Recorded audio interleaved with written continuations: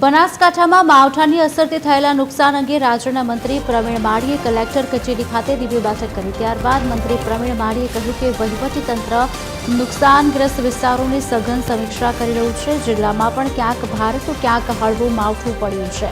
જિલ્લામાં પણ માવઠાને લઈને સર્વે કરવામાં આવશે, જેથી ખેડૂતને થયેલા નુકસાનનો યોગ્ય અંદાજ મળી શકે। હજુ પણ માવઠાની આગાહી હોવાથી મંત્રી પ્રવીણ માળીએ જિલ્લાના ખેડૂતોને સતર્ક રહેવા માટે આહવાન કર્યું છે, જેથી સંભવિત વધુ નુકસાન અટકાવી શકાય। ખેડૂતોને યોગ્ય સહાય મળે તે દિશામાં કાર્યવાહી થશે।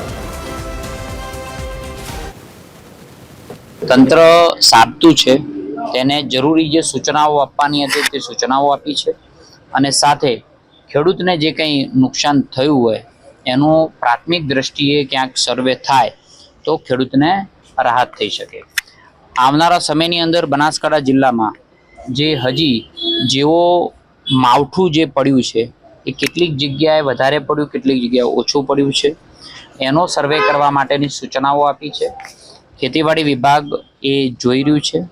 હજી પણ 2-3 દિવસ સુધી આગાહી છે, તો દરેક ખેડૂત મિત્રોને મારી વિનંતી છે કે આપણે પોતે સાબતા રહીએ।